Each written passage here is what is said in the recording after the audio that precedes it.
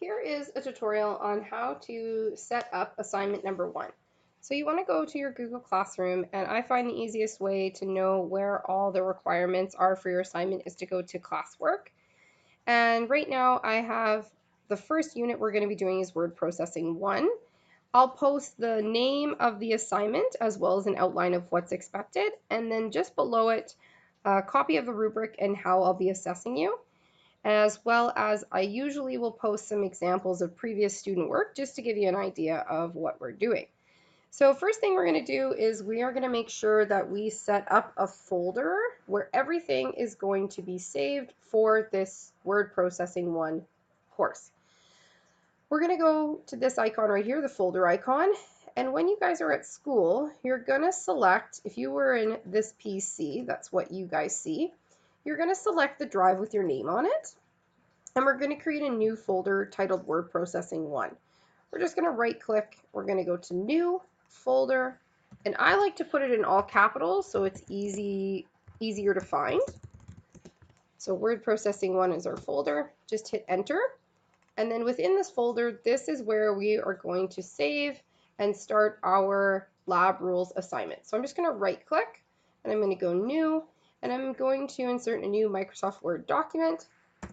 Same thing, I'm going to leave my cap locks on, and I'm going to title this assignment number 1 underscore lab rules.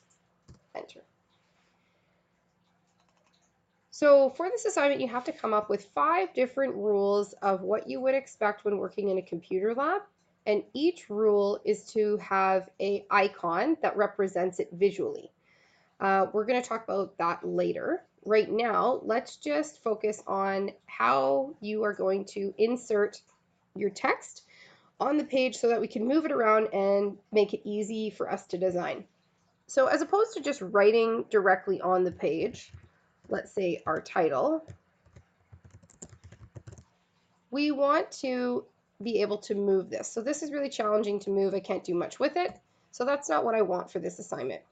We're going to go up to Insert, and we're going to insert a text box. You're just going to click the drop-down menu, and you're going to go Draw Text Box.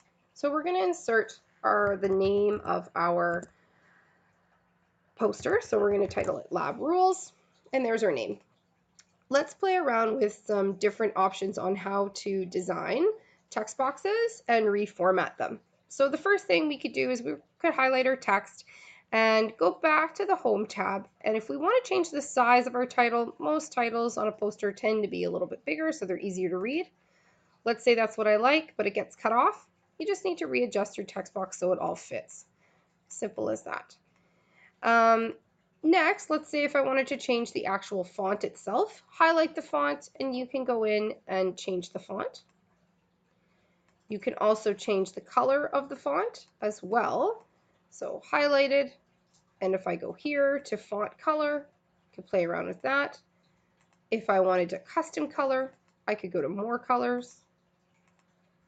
If I wanted to go to gradients and effects, I could click something like that. There's lots of different options just even within the Home tab. There's more design options underneath the Format tab. So the Format tab only pops up when you have your text box selected. If I just left click anywhere on my page, it disappears. So for me to do any cool editing in terms of the writing, I go to the Format tab and I have to have that selected. Underneath here, there's a whole bunch of options just for text itself. So let's say that's something I wanted to do. I could also go to what's called text effects. So if I wanted to create like a soft glow around, or maybe we want to rotate it, you could have something like that. And the reason it's being cut off is this needs to be lowered right there. So that would be something. So let's say I like that. That's what I want, but I don't like this border around my title. So we're going to select our text box so that format option pops up. Anything to do with the border of your text box or the color of the background of your text box is going to be located here. So for the shape outline, we're just going to click the drop down menu and we would go to no outline. Let's say we just don't want one. That's what we could do. Let's say you do want your outline, you could go back to shape outline, and you could play around with the actual weight of the line. You could play around with the actual type of the line, and you could also play around with the color of the line as well. Okay. If you wanted to change the background of your text box to something else, let's go shape fill, and let's say I wanted it blue, that'll make it blue. So this is some options you can do with just the text boxes. The next thing, and you would do that for every rule, so for rule 1 all the way to 5, the next thing I want to show you is how to play around with the background of your Lab Rules poster. So you're going to go to the Design tab, and you're going to go over to Page Color. So we could play around once again with all the preset colors. Maybe you want to have more colors, same thing. You could go to Custom.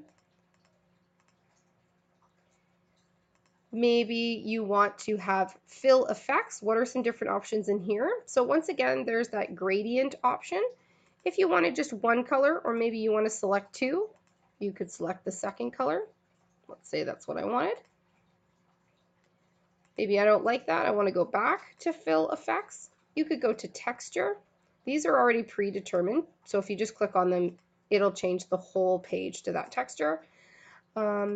If you wanted a pattern, let's say, with the colors you've chosen, with patterns though, for your background, you don't want it to be too busy that it's going to take away from your poster.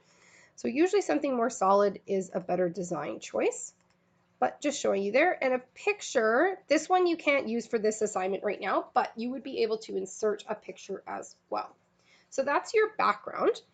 Your poster has to have a background, a title, and the next thing I'm going to show you is the actual border. So if you go to page borders, there is a whole bunch of options that you could select as well. So let's say I select the box as my option. I want to change the line, so I'm going to change it to this. Maybe I want to change the color of my line, and maybe if you wanted art instead, I'll show you that separately, but these is just playing with the actual line itself. There's a shading option, right? Like no color, lots of different options, but let's go okay. Okay, so that was my border that I chose. The other one, if you're wanting images, is go back to borders, page border, and click on art. And here's already some predetermined art that you could use. So maybe I'll click,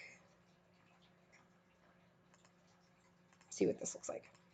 Okay, and it's already been predetermined. So these are like little flags. So there's lots that you can play around with. So for right now, what I want you to do is insert your text boxes for all of your rules as well as your title. You must play with the background of your poster as well as create a border for your poster.